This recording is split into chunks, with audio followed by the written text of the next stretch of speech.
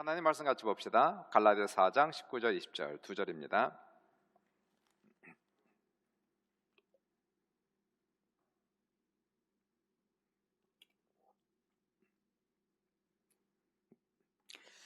갈라디아서 4장 19절과 20절인데요. 우리 같이 합독하도록 합시다. 올라오는 대로요. 같이 읽습니다. 나의 자녀들아, 너희 속에 그리스도 형상을 이루기까지 다시 너희를 위하여 해산하는 수고를 하노니, 내가 이제라도 너희와 함께 있어 내 언성을 높이려 함은 너희에 대하여 의혹이 있음이라. 아멘. 우리 집 아이들이 태어났을 때에 저희가 사진 주문을 해서 태어나자마자 병원에 사진을 찍었어요. 그래서 하나는 이렇게 조그만 사진 액자로 이렇게 만들었고요. 둘은 이렇게 컵으로 해서 이렇게 만들었습니다. 뭐 남는 건 사진밖에 없다고 그때는 몰랐는데 30년 이제 지나고 보니까 정말 우리에게는, 우리 부부에게는 정말 귀한 보배와 같은 그러한 사진이 됐습니다. 이 애들 보고 한번 알아맞혀 보실래요? 누가 누구인지 한번 보실래요? 누굴까요? 알아맞혀 보세요. 누가 누굴까? 가운데 그 접시로 돼 있는 애기는 누굴까? 네, 이놈은 누굴까요? 네, 제가 그랬잖아요. 이놈이라고 그랬잖아요, 그죠? 그래서 이놈입니다. 그래서 찬양이 막내가 되겠고요. 그 다음에 왼쪽은 누굴까요? 왼쪽 이쪽이 누굴까? 제가 은혜, 어떻게 그렇게 잘 아세요? 제가 은혜고 오른쪽에 있는 애가 찬미, 그렇게 세 명이 됩니다. 네. 또 설교를 준비하다가 이 오래된 사진들 다시 한번 꺼내볼 기회가 있어서 참 감사했고, 둘째고 셋째는 어떻게 비슷하게 생겼는지 몰라요. 저렇게 지금 알았습니다. 오늘 어제 준비하면서. 첫째 찬미는 아주 쉽게 낳았고요. 이제 물론 제 아내가 나이가 젊었고 그리고 아이가 아주 작았어요. 그래서 힘을 한 번도 주지 않고 정말 그냥 나왔습니다. 그래서 아이를 낳고 아내가 바로 병원 복도에서 뛰어다닐 정도로 그렇게 컨디션이 좋았어요. 둘째는 이제 나이가 좀 들었고 아이도 좀 컸고 해서 첫째보다 좀 더 힘들었고요. 근데 문제는 이제 막내가 엄마를 엄청나게 고생을 시켰습니다. 98년도인데 이 아기가 4개월째부터 내려와서 조산될 가능성이 있다고 의사짓으로 5개월을 침대에 그냥 꼼짝없이 이렇게 누워있는 그런 시간을 가졌고요. 분만 왔는데도 약 30시간 걸린 것 같아요. 분만실에서 들어가서 진통한 시간만 30시간 이렇게 됐고요. 거기다가 이제 척추 주사를 잘못 맞은 것 같아요. 잘못 맞아갖고 내내 30시간을 심각한 신경 통증으로 시달렸어요. 나중에 의사한테 얘기했더니 얘기하지 그랬냐고, 다시 찔러줄 텐데. 근데 이미 뭐 너무 늦었죠. 워낙 이제 고생을 해서 그런지 아이를 낳고 후유증이 생겨서 또 고혈압으로 엄청나게 고생을 했고, 그래서 그때부터 젊은 나이에 이제 혈압약을 그때부터 먹었고요. 제 기억으로는 그때가 이제 일요일날, 주일날 들어가서 월요일날 나온 것 같은데, 저도 이제 분만실에서 같이 들어가서 뭐 나중엔 졸려서 뭐 감당을 못 하겠는 거예요. 30시간을 있으려니까 잠이 쏟아지는데 참을 수가 없는 겁니다. 그래서 정말 미안했지만 아내는 계속 통증 속에 있었지만은 저는 분만실에서 바로 옆에 있는 침대에서 누워서 잤어요, 그냥. 이 아이를 해산하는 고통이 워낙 컸기 때문에 그 아이가 나왔을 때 이 아내도 저도 참 많이 울었습니다, 그때. 뭐라 그럴까요? 이렇게 마음이 이제 놓인 그러한 상태, 그러한 마음 속에서 너무 감사해서 울었던 그런 기억이 나요. 오늘 본문에 보시면 사도 바울께서 19절에서 이런 말씀을 하세요. 나의 자녀들아, 너희 속에 그리스도의 형상을 이루기까지 다시 너희를 위하여 해산하는 수고를 하노니, 너희 속에 그리스도의 형상을 이루기까지, until Christ is formed in you. 그리스도의 형상이 생겨나기까지, 그런 뜻이에요. 그리스도의 형상이 생겨나기까지 내가 다시 해산하는 수고를 한다. 그러니까 사도 바울이 얘기하는 이 말씀은 그리스도의 형상이 생긴다는 것은 이것은 성숙한 신앙을 얘기하는 것이 아니고요. 성숙한 신앙을 얘기할 때는 그리스도의 장성한 분량이 이르기까지 이렇게 표시를 하고요. 그리스도의 장성한 분량이 된다. 이것은 신앙의 성장과 성숙을 얘기하는 것이고, 그리스도의 형상이 생긴다. 이 표현은 이것은 구원받을 때까지 얘기해요. 거듭날 때까지 그 얘기를 하는 겁니다. 거듭나는 증거가 있을 때까지. 그리스도의 형상이 생기는 것은 바로 그러한 의미를 가지고 있는 거예요. 이 거듭난 사람의 특징은 무엇이냐면 그 영혼 속에 그리스도의 형상이 새겨져 있다는 거예요. 사람의 영혼 속에, 여러분의 영혼 속에 거듭났으면 그리스도의 형상이 그 영혼 속에 새겨져 있습니다. 새겨졌다는 것은 거듭난 사람의 영혼 속에 그리스도의 형상이 새겨져 있기 때문에 이 사람은 생각 속에 그리스도가 있어요. 그리스도를 생각해요. 그리스도를 묵상해요. 주님을 사랑해요. 형상에 나타나는 거죠. 거듭난 사람의 대화 속에 그리스도가 계세요.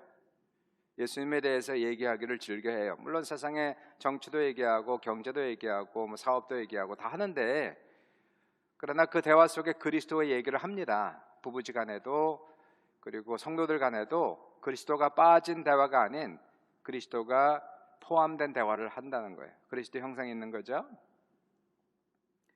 이 거듭난 사람은 그리스도의 형상이 있어서 예수님이 주신 죄사함과 기쁨, 구원의 기쁨, 죄사함과 구원의 기쁨, 남이 알지 못하는, 거듭나지 못한 사람은 이해하지 못하는, 거듭난 사람만 이해하는 죄사함과 구원과 거듭남의 기쁨이 있어요. 자, 이러한 모습이, 이 그리스도의 형상이 있었던 이 모습이 갈라디아 교인들, 타락하기 이전의 갈라디아 교인들의 원래 모습이었다 이거예요. 원래 너희들이 이랬다는 거죠. 그리스도 형상이 있었다 얘기. 과거형입니다. 과거에 그랬다 이렇게 얘기하는 거예요. 그래서 4장 15절 보시니까 사도 바울이, 지금 우리가 19절 읽었어요. 4장 15절에 사도 바울이 이런 얘기를 합니다. 너희의 복이 지금 어디 있느냐? 이 복이라는 것은 기쁨이, 너희 기쁨이 도대체 어디 있느냐? 내가 너희에게도 증언하노니 너희가 할 수만 있었다면 너희의 눈이라도 빼어 나에게 주었으리라. 거듭났을 때 그런 기쁨이 있었단 말이에요. 그러한 즐거움이 있었단 말이에요. 근데 지금 그러한 기쁨이 어디 있느냐? 너희에게. 그러한 구원의 증거가 어디 있느냐? 이렇게 사도 바울이 되묻고 있는 거죠. 그러면서 20절에, 4장 20절에 이렇게 얘기합니다. 내가 이제라도 너희와 함께 있어 내 언성을 높이려 함은 너희에 대하여 의혹이 있음이라. 갈라디아 성도들이 언제부터인가 변했단 말이에요. 이 사람들이 신앙생활 속에 그리스도의 형상이 없어졌어요. 사라졌어요. 대화 속에도, 생각 속에도, 신앙생활 속에도, 교회생활 속에도 예수가 보이지 않는단 말이에요. 이 사람들이 정말 예수 안에서 복음 중심으로, 예수 중심으로 살았는데, 지금은 갈라디아 교회의 문제는 율법주의에 빠졌고 도덕주의에 빠졌고 행위주의에 빠져서 십자가의 은혜는 다 까먹고 더 이상 예수님에 대해서 얘기도 하지 않고 이제는 자기의 행위가, 자기의 행위, 자기의 의가 중심이 되어버린 이 갈라디아 교인들, 이러한 갈라디아 교인들에 대해서 사도 바울은 너희에 대해서 의혹이 있다. 뭐를 의혹할까요? 도대체 너희들이 구원을 받은 건지 의심스럽다 얘기하는 거예요. 너희들이 과연 거듭난 것인지 잘 모르겠다. 의심스럽다. 분명히 너희들이 구원받은 증거가 있었는데 지금 보니까 잘 모르겠다. 지금 이러한 얘기를 하는 거죠. 의혹이 있다는 것은. 자, 거듭난 사람은 확실한 증거가 있어요. 무슨 증거예요? 여러분의 영혼 속에 사람은 볼 수 없는, 그러나 하나님은 볼 수 있는, 천사도 볼 수 있고 마귀도 볼 수 있는 그리스도의 형상이 분명히 그 영혼에 깊이 새겨져 있단 말이에요. 감출 수가 없어요. 삶에 나타나요. 드러나요. 그 생각 속에 그리스도가 계세요. 그 마음 속에 그리스도가 계세요. 대화 속에 그리스도가 계세요. 생활 속에 그리스도가 계세요. 예수님 생각하면 눈물이 나요. 감격이 있어요. 근데 거듭나지 않은 사람들, 제가 하는 얘기가 뭔 소리인지 전혀 이해를 못합니다. 거듭나지 않은 사람들, 또는 거듭났다가도 갈라디아 성도들처럼 타락한 사람들, 하나님을 멀리 떠난 사람들은 그리스도의 형상이 없어요. 희미해요. 사라졌어요. 더 이상 예수님 생각하지 않습니다. 예수님에 대해서 일주일 내내 묵상해 본 적도 없습니다. 하루 종일 생각하는 것이 세상 일밖에 없습니다. 대화 속에도 예수님 없습니다. 그들의 영혼 속에 새겨진 것은 이제 그리스도의 형상이 아니라 세상의 형상이 깊이 새겨져 있는 거예요. 세상의 명예와 성공과 부귀와 영화의 형상이 아로 새겨져 있어요. 세상을 사랑하고 돈만 사랑합니다. 돈을 묵상하고 돈 벌 생각만 하고 돈 벌 국민만 합니다. 그러니까 돈이 형상에 새겨진 거죠. 그러니까 이러한 모습 속에 사도 바울은 분명히 너희들이 이전에는 거듭난 증거가 있었는데 지금은 모르겠다. 교회를 다닌다고 해도, 예배를 드린다고 해도 의욕스럽다. 지금 사도 바울이 얘기하는 게 딱 지금 그 얘기입니다. 그래서 그러한 영적 상태에 있는 갈라디아 교인들을 향하여서 19절 뒷부분을 보시니까, 그래서 이분이 하는 얘기가 다시 너희를 위하여 해산하는 수고를 한다. 그리스도의 형상을 이루기까지, 그리스도의 형상이 다시 나타나기까지, 이 얘기죠. 다시 생길 때까지 다시 너희를 위해서 해산. 그러니까 해산을 두 번째 하는 겁니다. 한 번이 아니고 한 번 했는데 또다시 해산하는 수고를 하게 된다, 이 얘기를 하고 있어요. 병원에 가면 산부인과 병동이 있고 분만실이 있잖아요. Labor and Delivery 또는 Birthing Room 뭐 그렇게 얘기하는데, 거기 가면은 이미 통증이 시작된 산모들이 복도를 걸어 다니죠. 그러다가 통증이 한 번씩 뭐 5분 간격, 10분 간격으로 오지 않습니까? 그러면 통증이 한 번씩 이 컨트랙션이 오면 움직이지 못해요. 배를 움켜잡고 허리를 숙이고, 그리고 통증이 가실 때까지 때로는 30초, 때로는 20초 갈 때까지 기다리는 거예요. 그러다가 이것이 점점 가까워져 분만실로 들어가죠. 들어가서 참을 수 없는 고통이 오다가 3분 간격, 2분 간격으로 오다가 이제 아이가 나오기 시작하면 그때부터 해산하는 죽음의 고통이 시작되는 거예요. 어떤 사람 1시간, 어떤 사람 2시간, 어떤 사람 3시간씩. 산모는 죽을 힘을 다해서 푸시를 하는 겁니다. 그리고 아기가 나오면 비로소 안도의 숨을 내쉬죠. 탯줄을 자르고 아기는 이제 응애 하고 울면서 탄생의 소식을 알리는 거예요. 나 태어났어요.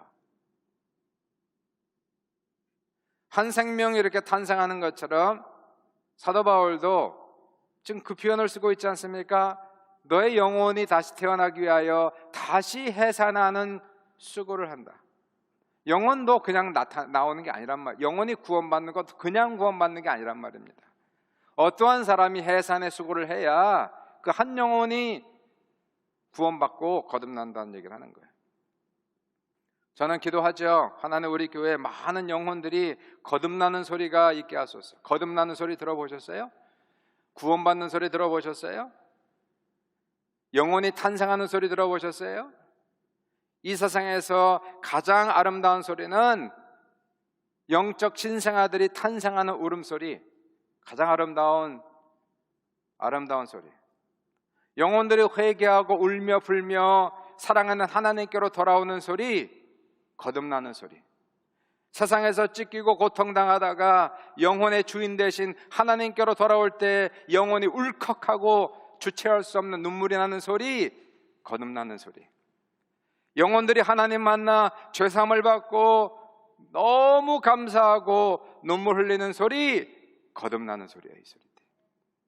거듭나는 소리가 있어요. 거듭나는 소리. 몇 주 전에 시편 126편을 설교했잖아요. 시편 기자는 시편 126편 4절에 이렇게 기도합니다. 여호와여, 우리의 포로를 남방 시내들 같이 돌려보내소서. 남방 시내는 남방이라고 하는 광야에 급하게 몰아치는 시냇물, 그것이 남방 시내예요. 현재 코로나 포로들이 돌아오고 있지 않습니까? 여호와여, 주의 포로들이 남방 시내처럼 돌아오게 하소서. 코로나 포로들이 1년 만에, 1년 반 만에 돌아오고 있습니다. 감사하죠. 우리 교회 이제 서서히 다시 회복되고 있으니 감사하죠. 그러나 코로나 포로보다 더 무서운 포로가 있어요. 죄악의 포로, 마귀의 포로, 세상의 포로, 이 포로된 영혼들이 돌아와야 되는 거예요. 그래서 기도합니다. 하나님, 죄와 마귀의 포로들이 남방 시냇물처럼 돌아오게 하여 주옵소서. 눈물 흘리며 영혼의 주인 되신 하나님께로 돌아오게 하여 주옵소서. 신생아들의 울음소리가 터지게 하여 주옵소서. 예배 때마다 주님의 은혜 때문에 울컥울컥 눈물이 솟아나는 그러한 사람들이 많아지게 하여 주옵소서. 탕자들이 회개하며 아버지께로 돌아오는 그러한 소식들이 많아지게 하여 주옵소서. 남방신화라고 하는 것은 1명, 2명 정도가 아니라 수십 명, 수백 명의 사람들이 울며 불며 주님께로 가슴을 치며 돌아오게 하소서. 이게 부흥 아니겠어요? 이것이 이러한 부흥을 꿈꾸는 거야. 그러한 부흥의 날이 오게 하소서. 그러한 부흥의 시대가 오게 하소서. 우리의 교회가 그러한 부흥의 물결 속에 있게 하여 주옵소서. 그런데요, 그러한 기도를 매일 새벽마다 드리지 않습니까? 새벽 예배를 드리고 기도를 그렇게 하는데, 주님, 주의 백성들이, 주의 포로들이 남방시내처럼 세상의 포로로 잡혀있는 사람들, 타락한 사람들, 주님을 모르는 사람들, 남방시내처럼 하나님의 시간에 다 몰려오게 하옵소서 기도하는데, 하나님께서 말씀을 주시는 거예요. 하나님의 음성이 영혼들이 거듭나려면 영적 산모들이 있어야 된다는 거예요.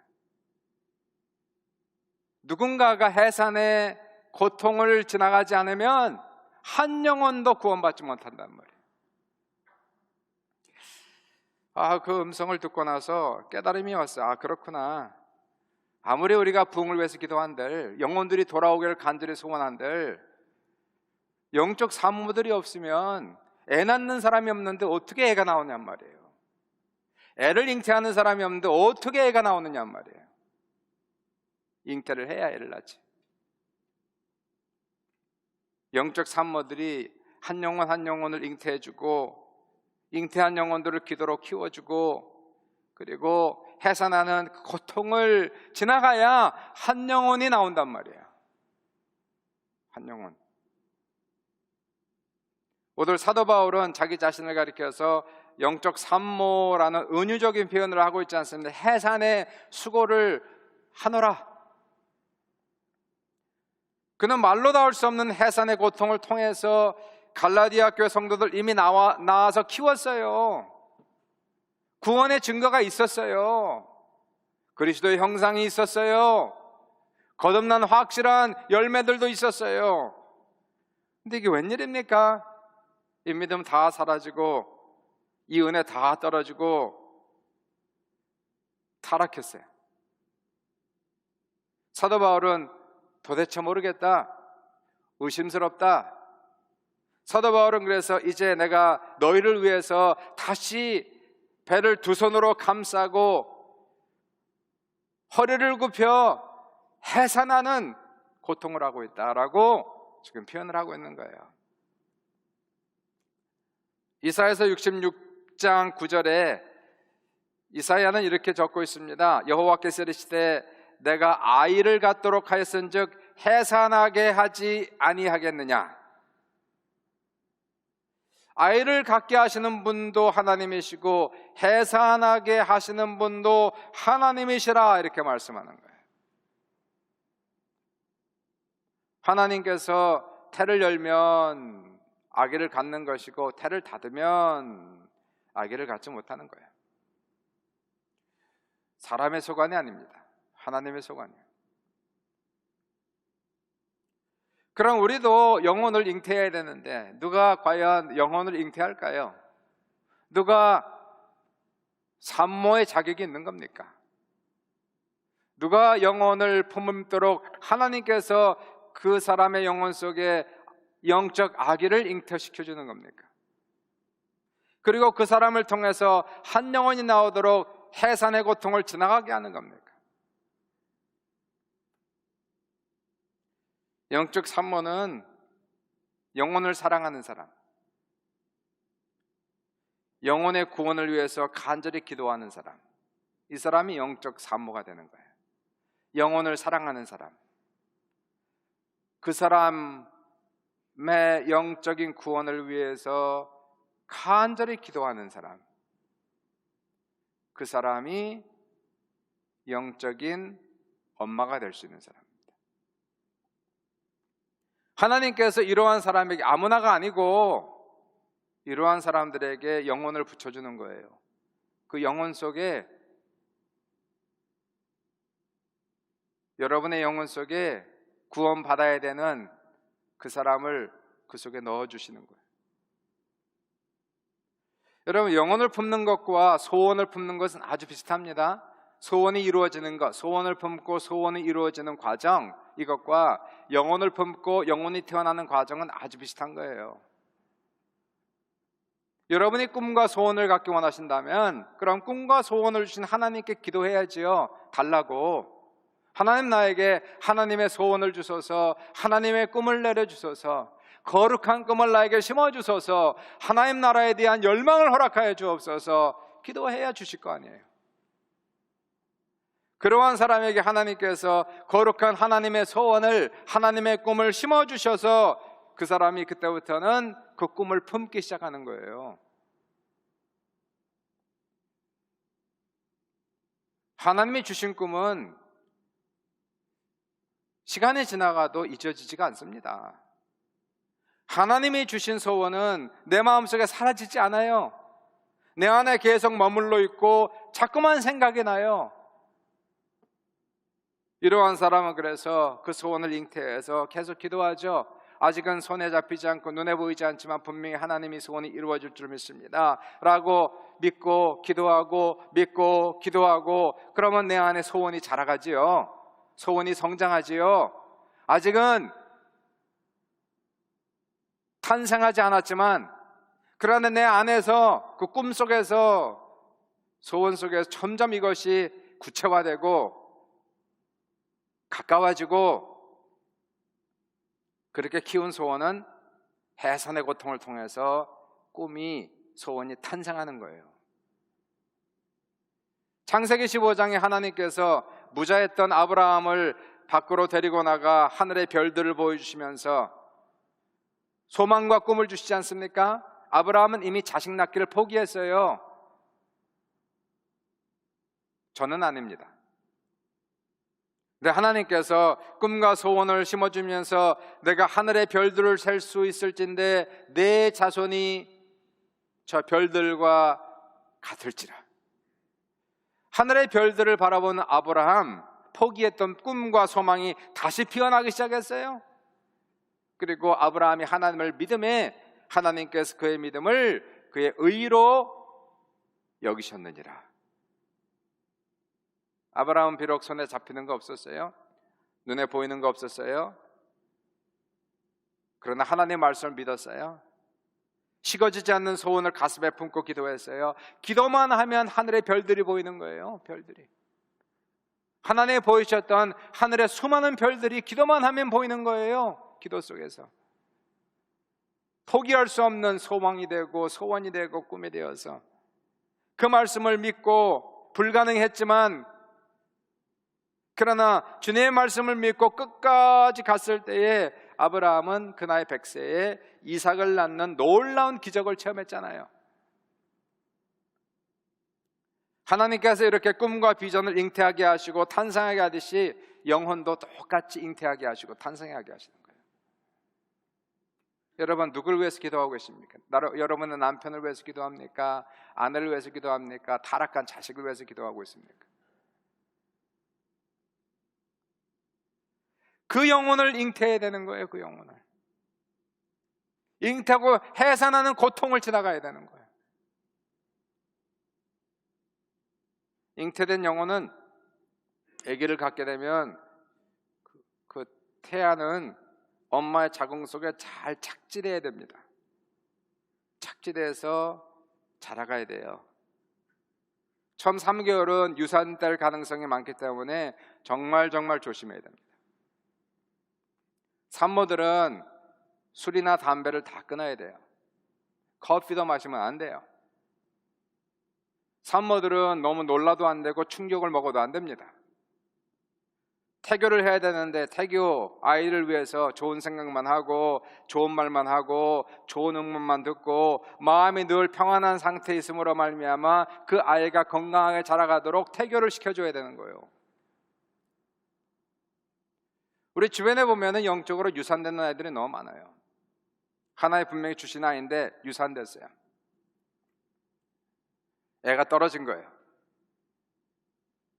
기도하던 사람이 기도하지 않으면 태아는 유산됩니다. 은혜가 충만하는 사람이 은혜가 떨어지면 영적 태아가 유산됩니다. 하나님 앞에 범죄하고 타락하면 영적 태아는 유산됩니다. 그러므로 유산되지 않도록 정말 자기 신앙 관리 정말 잘하셔야 됩니다. 그 한 영혼이 구원받기까지 그 영혼의 구원을 위해서 나 자신의 영혼 관리가 너무너무 중요한 거예요. 항상 말씀 읽고 기도하고 좋은 말씀 듣고 예배 자리에 참석하고 기도하는 자리에 참석해서 은혜가 떨어지지 않도록 은혜가 충만하지 않도록 게으르지 않게 우리가 신앙생활하고 설사 하나님께 죄를 범했다면 빨리 회개하고 주님께로 돌아와야 이 영적 아기가 떨어지지가 않는 거예요. 분만실에 울음이 있어요. 그 울음은 슬픔의 울음이 아니라 기쁨과 안노의 눈물입니다. 그러나 장례식의 눈물은 슬픔과 애도의 눈물이에요. 영적인 아이를 해산할 때 눈물이 있습니다. 죄인이 돌아오면서 울고 그를 위해 중보한 사람이 울고 하늘아버지가 우는 울음은 기뻐서 울고 감사해서 울고 감격스러워서 우는데 영혼이 낙태되어 흘리는 눈물이 있습니다. 한 아기가 세상의 빛을 보지 못하고 죽을 때 당하는 슬픔이 있어요. 고통이 있어요. 영혼 속에 영혼을 잉태시켜 주신 성령께서 가장 슬퍼하시고 하나님 아버지가 가장 슬퍼하세요. 오늘 사도 바울이 해산하는 수고라는 표현을 하고 있는데 해산이라는 단어가 travail, 너무 아파서 허리를 구부리고 배를 움켜잡고 숨도 쉬지 못하면서 신음하는 모습, 소리도 나지 않아요. 그냥 신음하는 모습, 이게 travail라고 하는 해산을 얘기하고 있어요. 한 영혼이 구원받는 데는 영적 산모에 해산하는 기도가 있어야 된다는 거예요. 우리 속에 거하시는 성령님도 말할 수 없는 탄식으로 기도하시고 그 영혼을 품은 사람도 해산하는 그러한 기도가 있어야 한 영혼이 탄생해요. 고린도후서 4장 12절 보시니까 사도 바울 말씀하시길 그런즉 사망은 우리 안에서 역사하고 생명은 너희 안에서 역사하느니라. 중보하는 사람은 해산하는 기도를 해요. 사망이 있는 거예요. 고통이 있는 거예요. 애통하면서 영혼을 향한 절박함으로 야곱이 야복강 나루터에서 씨름한 것처럼 예수님께서 겟세마네 동산에서 기도하신 것처럼 말로 하는 기도가 아니라 온몸으로 기도하는 기도이며 신음으로 기도하는 기도가 해산하는 기도예요. 그러한 기도가 있어야 한 영혼이 탄생하는 거예요. 이러한 기도를 먹은 불신자 영혼은 살아납니다. 성령이 오셔서 역사하셔서 감동을 주셔서 그 사람이 예배를 나오기 시작하더니 은혜를 받기 시작하더니 그러더니 어느 날 구원을 받고 거듭나는 거예요. 하나님의 은혜를 깨닫는 거예요. 그 영혼이 예수님의 핏값과 중보하는 사람의 해산하는 고통을 통해 나왔기 때문에 그 영혼은 놀라운 변화의 기적을 체험하는 거예요.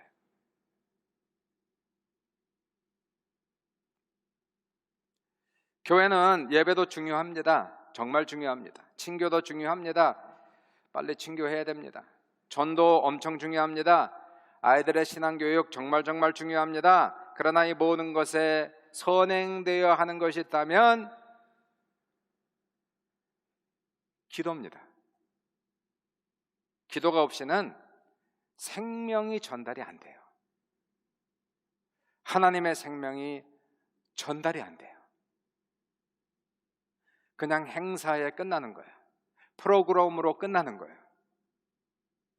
해산하는 그러한 기도하는 사람의 기도가 없이는 그냥 지나가는 행사예요. 다 스쳐 지나가는 거예요.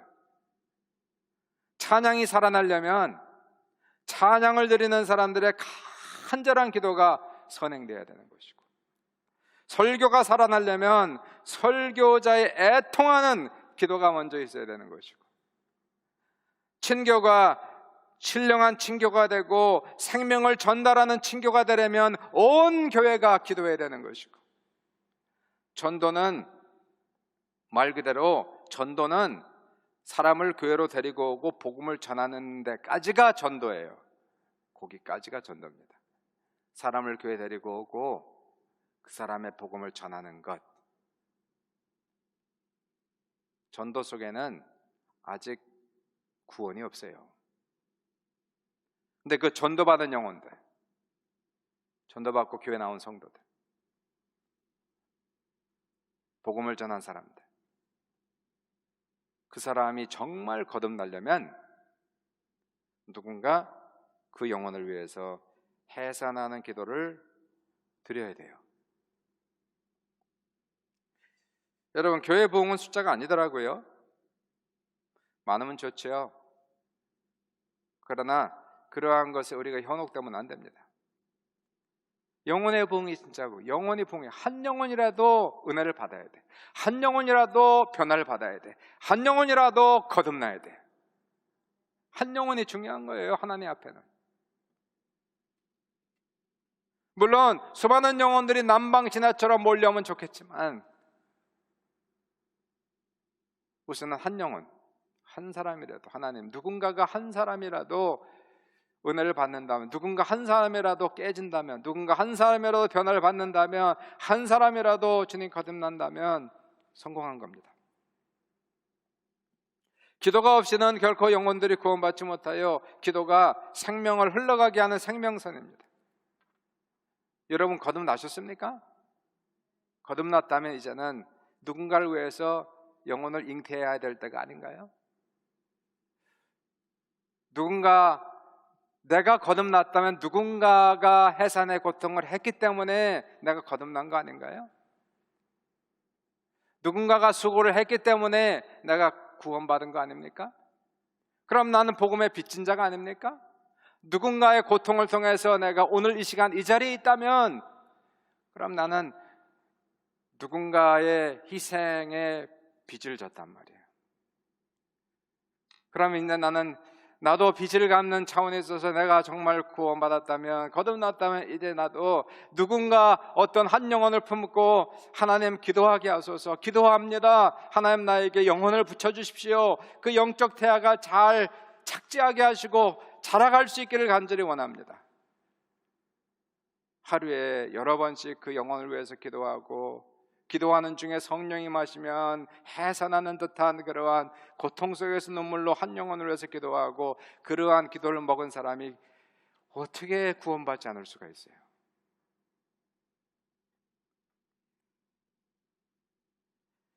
우리 모두가 영혼을 품고 기도하는 사람이 된다면 교회는 영적 부흥을 분명히 체험하게 될 것이고요, 누군가를 위해서 중보할 때에 그 사람의 건강을 위한 기도보다 그 사람의 문제 해결을 위한 기도보다, 그 사람의 축복을 받기 위한 기도보다 선행되어야 되는 것이 있다면, 그 영혼이 아직 구원받지 못했다면, 거듭나지 못했다면 건강이 무슨 중요한 것이며 축복이 무슨 필요한 겁니까?